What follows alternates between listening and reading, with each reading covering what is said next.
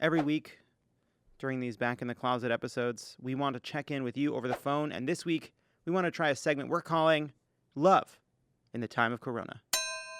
So we're going to talk to a few folks over the phone and ask them how the coronavirus and social isolation has been affecting their relationships, whether it's a couple, roommates, siblings. What's been going well? What's been going poorly? What's been a strain? What's been a breakthrough? I'm getting a lot of eye contact on some of these words from Jonathan. And here to help is the king of consent himself, Ronan Farrow.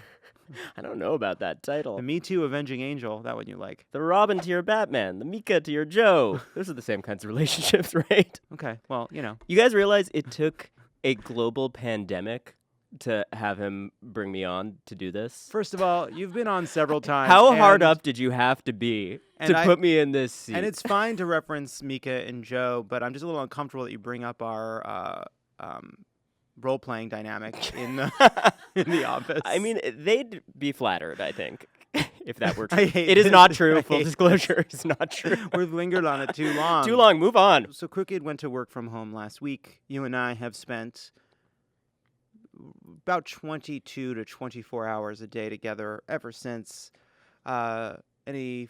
Any feedback, roses and thorns? I'm sensing some ambivalence in that tone. I would have read the line like this.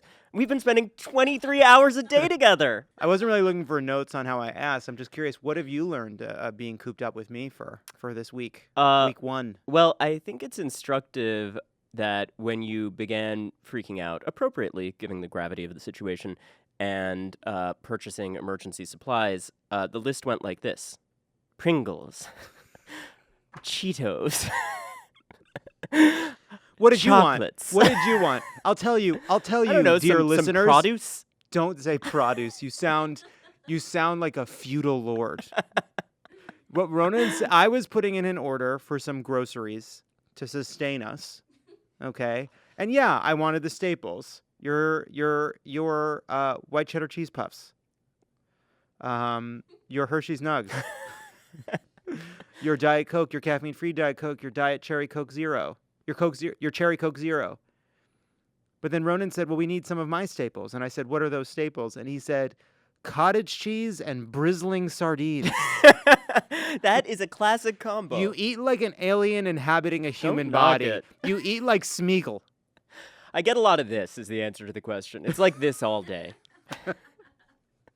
So much criticism. Okay. Why don't we go to the phones? Hello. Hi, is this Gabby? It is. Hi, Gabby. This is John Lovett. I'm the host of a podcast. It's called Love It or Leave It. And thank you for... love it. I knew who you are. And we're calling to talk about this relationship challenge you face. I've actually brought my own relationship expert, Ronan Farrow. He's here as well. Hi, Gabby. And Oh my God. Hi, Ronan. How are you? I'm so sorry thank you right for now. that response. That's so nice. Oh, great. Yeah, one more person to be delighted to see Ronan. That's perfect. Gabby, so we've come to understand that your boyfriend, fiance is going on a run every morning, and it's making you feel bad. I will say it doesn't sound to me as though you have a couple problem. It seems to me that you have a problem, which is that because either you need to go for a run or you need to get the fuck over it. Jonathan, you have no bedside manner. Gabby, you're doing great, and it's incumbent on your partner to accommodate your need to be in sync fitness-wise, and he should hold out on his run until you're ready to run jointly. Thank you, Ronan. You're the reasonable one. I knew that already. That's but what it's good people to say, hear. yes. It's my fucking show, Gabby. You wrote in. Sorry. What did you want? It's the best part of my week. If it makes you feel better, it's the that's best so part sweet. of my week. So you just wanted someone to tell you that your feelings are valid and your feelings are justified. Why don't you try a therapist? That's not what this is. Gabby, All right? your feelings are valid. Look, Gabby, are you working from home now? What's the situation? I am working from home. Yes, we're both stuck in the house all day, and then every day at 1 o'clock he gets up and he's like, "I'm gonna go for a run," and then that's when I feel guilty because that means that I have to do something too, right? He's really rubbing it in your face. He really is. He really is. He says he would love me anyway, but I'm starting to doubt that. Wow. I'm just kidding. Here He's is my sitting right here. proposal. I'm He's just kidding. trying to He's make him feel kidding. bad. We know you're kidding. We know you're know kidding. the state of your union is strong. However, my advice would be, from our test run this past week, Oh, in which really? we have yet to commit a murder-suicide, either of us, I would suggest that by ensuring once a day you have some kind of a joint fitness activity, then that frees you each up to do an isolation activity as well, and both can be valuable. So he can have his little alone time, he can leave, he can walk Ronan, around. are you encouraging us to have more sex? I mean, always. That is my mindset. Gabby, what your mind is in the gutter. It's not what I was thinking of He was right then and talking there. about burpees. You should also understand that it's valid for him to want a little alone time. I think as long as you're doing both. You know what? I didn't think of it that way. That's absolutely reasonable. Thank you. Wow. That's what we should do too, Jonathan. He refuses to do fitness with me. I keep offering.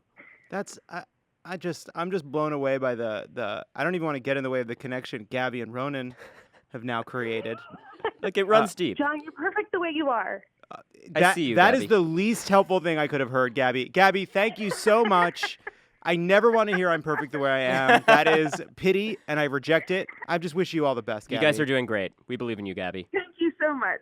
I wish you guys all the best too. Thank you for calling me. You made my night. All right, stay safe out there.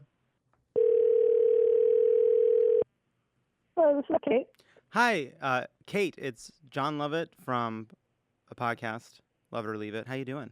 Hold on, let me put you on speaker real quick so my fiance can also chime in. Hi, John. Hi. What's your name? I'm Brian.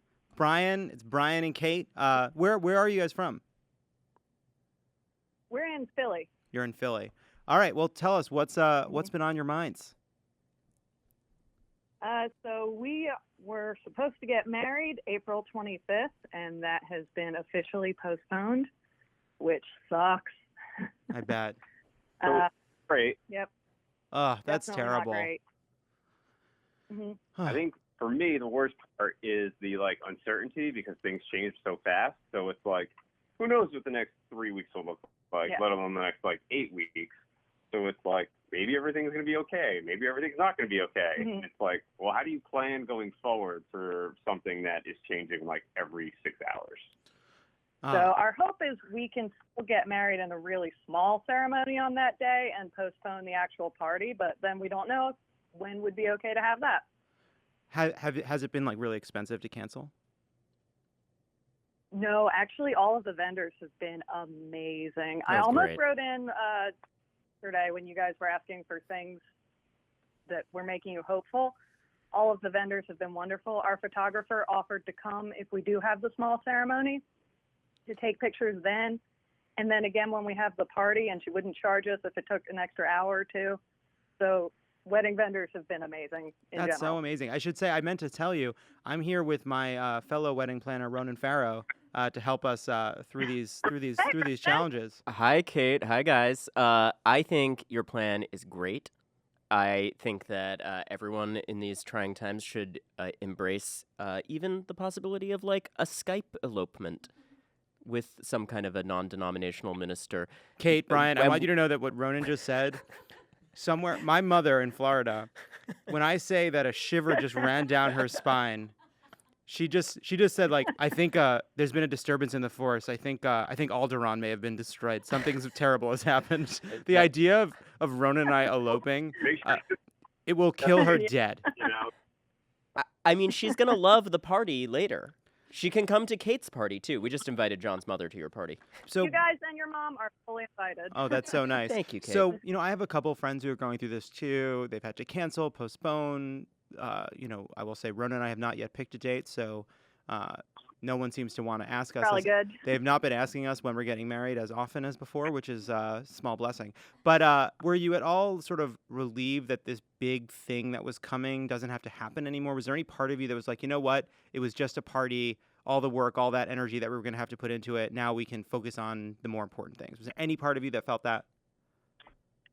I think really my thought was, because we're getting married in a Catholic ceremony, And this means if we still get married in the Catholic ceremony, we have that, but then we can do a small ceremony later and have just a normal ceremony with whatever music we want real quick and then go into the party, which is kind of nice. We could have the best of both worlds. That is nice. I think even in the best of times, separating out the ceremony and the party has a lot of virtues. I support all of this. Are Catholic priests still doing the? Are they still doing the? What's it called? I'm Jewish. It's where they each they feed you a cracker.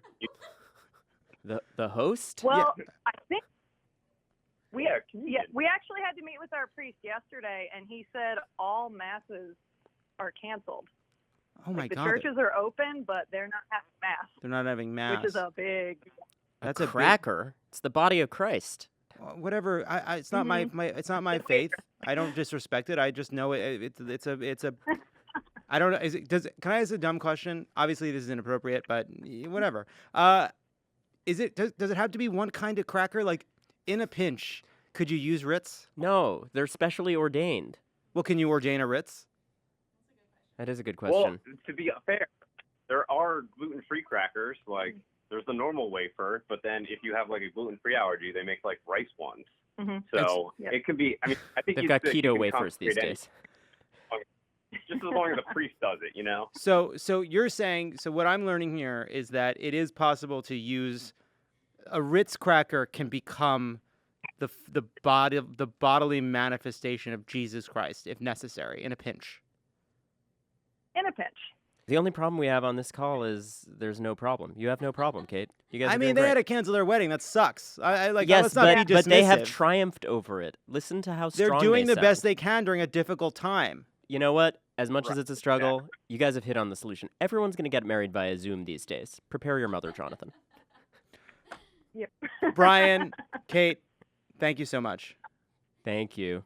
You're welcome. Thank you so much. Thanks, John. Best of luck, guys. Hello. Hi, is this James? Yes. Hi, this is John Lovett from the podcast Love It or Leave It. I'm here with my fellow relationship counselor, Ronan Farrow. Hi there. And we're calling because you wrote into hi, Ronan. We wrote into your... Oh, he gets such a nice hello. Thank you for that, James. James... hi, John, too. You know what, James? We're going to have a conversation now because we saw what you wrote in. And what you basically said is that you are constantly rubbing it in. Your girlfriend, what's her name? Kim. She's actually here right now. Oh, hi, Kim. Kim, hi, guys. We are on your side. So basically, James, you have to go in and go to work. Kim is at home, and she's not currently working. Obviously, that was going to create a strain, but I do think constantly referring to the work you do as essential is really not very loving. It's not only that. It's not only I'm constantly referring to as my work as essential. Her work is also emailing her and telling her that she's non-essential, like all the time. Also, we actually work for the same company. We work for the same big research institution, and I guess I'm just too low on the totem pole to be allowed to go to work right now. All the more reason why it's incumbent on James to not reinforce that messaging. James, listen, I understand. Sometimes in a couple, one party's work is more essential than the other. I swear to God. You take those words out of your mouth.